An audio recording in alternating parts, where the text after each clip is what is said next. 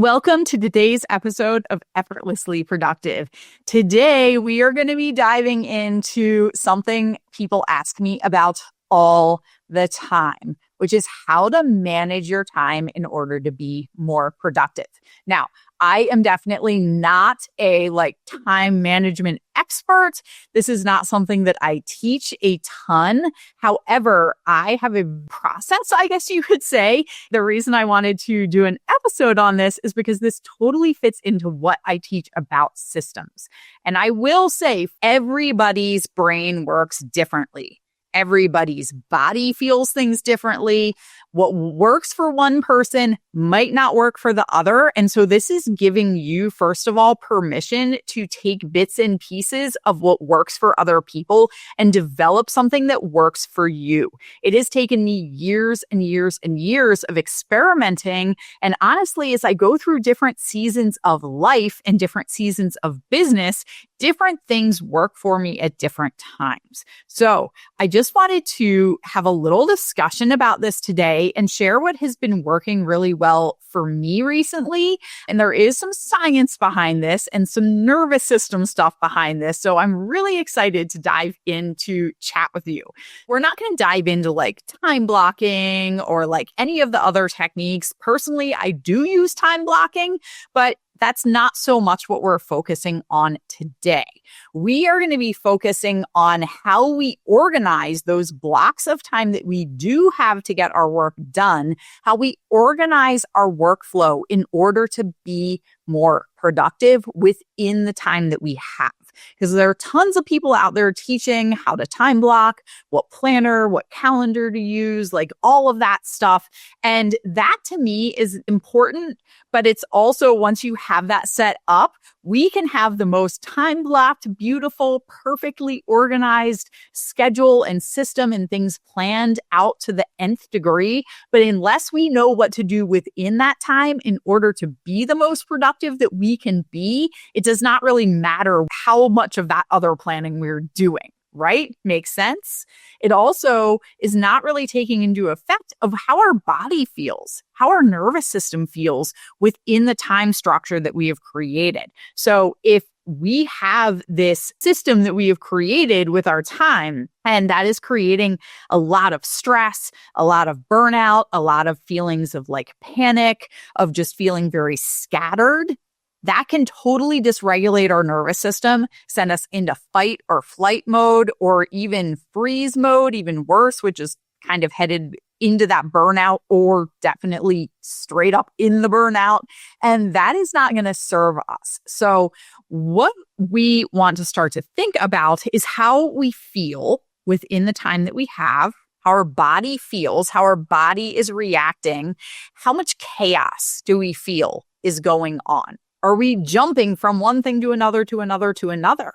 If we are doing that, for some people, that's where they thrive, right? And this is why this is not a cookie cutter approach, everybody needs to do it this way. We can kind of take the approach of we have this time that we're going to work, and every single day within that time that we have, we're doing the same tasks. Maybe you're creating content for social media. Maybe you are reaching out to your current clients or new potential clients. Maybe you are working on finding people to book calls with. Maybe you are promoting a program that you have coming up. So there's all these things that we're doing within that time. We might have our client sessions. We might have calls that we're doing for a program that we're in the middle of teaching. So we have all these things. And for some people, having shorter blocks of time and jumping from thing to thing to thing and doing those things every single day is where their brain thrives. I know my son has ADHD.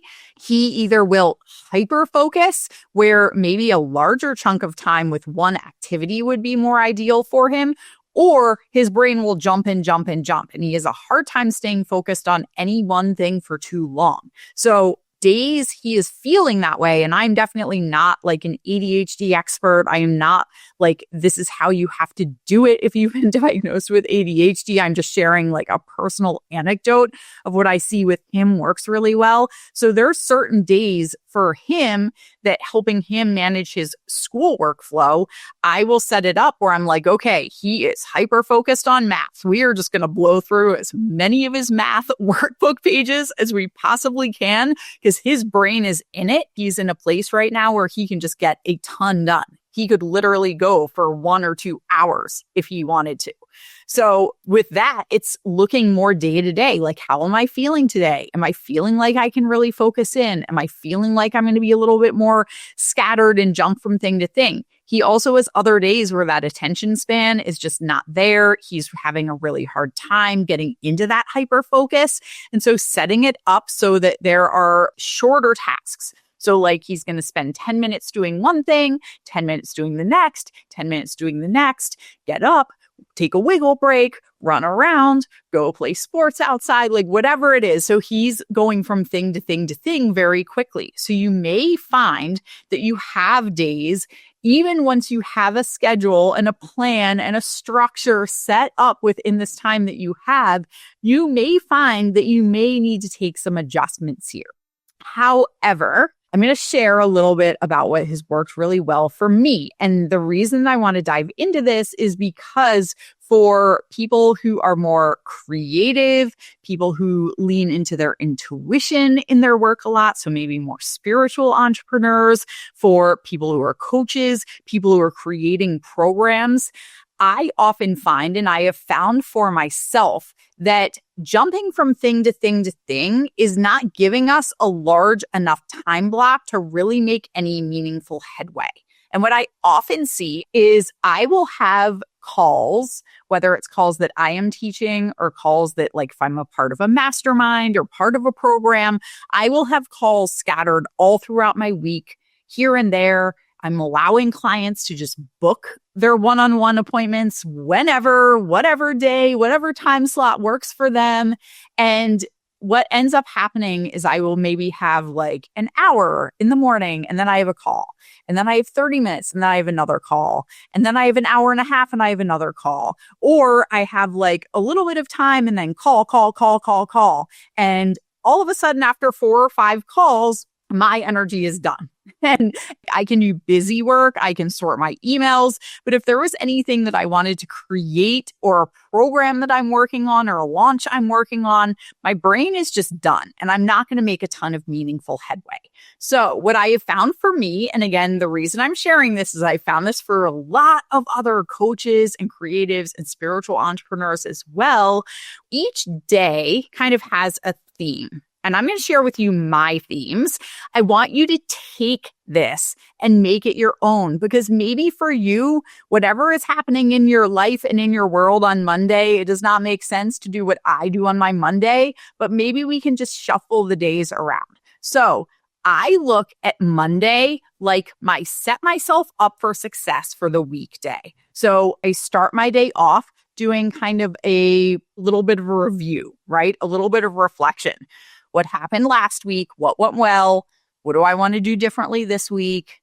I get some of the like nitty gritty things out of the way. Like for my husband's business, I do payroll. That has to go in every Monday. So I have a couple little short tasks that they're very important, and I get them out of the way right away. If I've not planned my week out and looked at my schedule, which I usually have the week before, but sometimes I've not, I will do that. And then I use the rest of my Monday to think about, what is it that I want to create for the week? What is my messaging that I am putting out there in my content, on social media, in email marketing? What is an identity shift that I want to help my clients have this week? What is it that I want to focus on? What part of helping people am I going to focus on? And how can I build that into my content, into everything that I do this week? I also do a lot of content creation on Monday and get things set up for the rest of the week. So that piece of it is kind of out of my brain, and I don't have to go back. I think about also the big projects, those needle mover activities that I want to work on and focus on that week. If you go back to, it was one of my very first episodes, I talked about needle movers and how important those have been in my business and what they are. I will focus on, okay, here are going to be the needle movers for the week. Here's what I want to create. If I am launching something, maybe I need to build a page where people can register and sign up for whatever program it is that I'm launching. I start to break it down into pieces. So Monday is my set myself up for success. I do a lot of my content creation.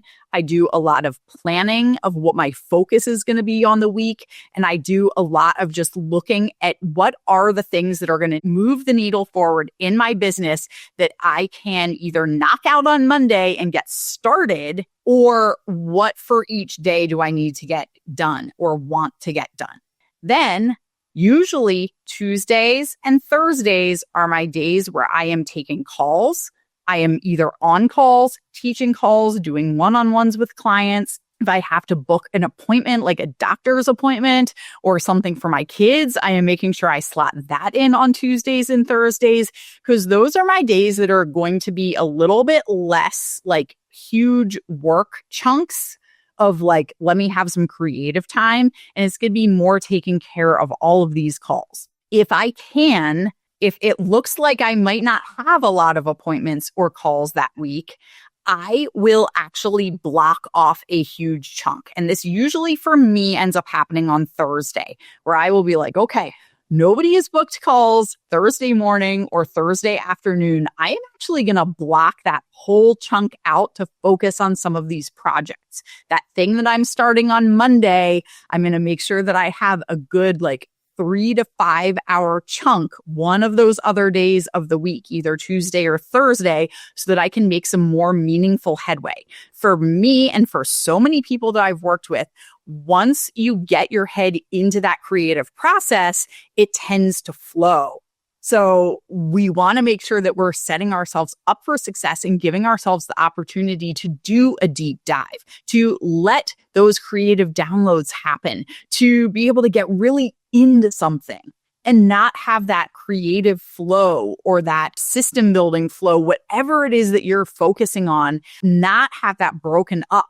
I personally, when I am making a program, I do like to teach it live and then take those recordings. But I know other people who like to record modules ahead of time, and then that becomes the program. So think about if you were going to teach all of those modules and record all of those modules, it might not go very well if you're recording one and getting interrupted and recording another and getting interrupted. Sometimes when we can get our thought process focused in on it, things flow and flow and flow. Wednesday, I tend to go into my husband's business and do all of the CFO work for that business. So for me, I actually have a day of the week.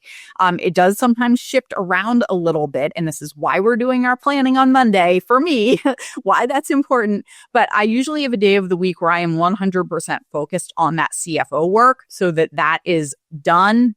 So then we come to Friday. And for me, Friday, I use as my wrap up the week day. So I have a standing call first thing Friday morning. Once that is over, I will sometimes book some calls Friday if my availability was really low for the beginning part of the week. However, I try to keep my entire rest of my Friday totally open, because whatever I started on Monday, as long again as this was a manageable thing to be able to finish in a week, whatever piece I decided to start on Monday, I want to have that wrapped up on Friday. So I make sure that I have a really big chunk of time, again, that is completely empty, that I can take all those loose ends from the week, whatever project I dove into, and I can actually wrap things up, click the done button, click it finished, because then I know going into my weekend, all of those kind of leaks, all of that bandwidth that where our brain just keeps processing on things, all of that is wrapped up. My brain is not going to be going crazy over the weekend while I'm trying to do things with the kids or my husband or my family or anything else. And it can just be focused on Friday, wrapped up on Friday and done. And that way, when I roll into a new week, I can start my Monday saying, okay, now what am I going to create this week? Where is my focus going to be this week? And the rest of those days, I give permission for it to be a little bit more, I'm going to say chaotic, but it's more just that that's when calls are happening. That's when one-on-ones are happening. That's when I'm teaching. That's when all these other things are going on. And then I'm kind of slotting little things, again, like email and messages and all of that fun stuff, like here and there around all of it. For me, this way of organizing my time has actually helped me be so much more productive. So take this concept. Like I said, this may or may not work exactly for you, and that is okay. Give yourself permission to take this. Maybe most of what I said, you're like, that is not for me. That doesn't serve me. But maybe there was one little piece of that you can kind of grab onto. And you're like, this is going to be a gem that is going to change everything. Take that one thing and run with it. Or if you were like, I just feel like it's always chaos all over the place. I have calls all over the place. Like I hear this all the time. I literally feel like I never get anything done. The reason we feel like we literally never get anything done, even when we do have chunks of time set aside for our business, is because what we are doing in that time, the way that time is organized, the activities we're doing that time are not setting us up to feel like we can ever start and finish anything. It is that broken up thing where our brain literally can't ever get into that creative flow. And so when we can start to chunk things a little bit bigger and have certain days that are set aside for certain things, for a lot of us, that can be a huge game changer. So I hope this helps. If you took one little piece out of today, or maybe the whole thing, I would love to hear in the comments how you are going to shift the way that you look at your workflow and look at your productivity, and how this is going to help serve you in your business. Thank you for tuning in today, and I can't wait to catch you on the next episode of Effortlessly Productive. Have a beautiful rest of your day.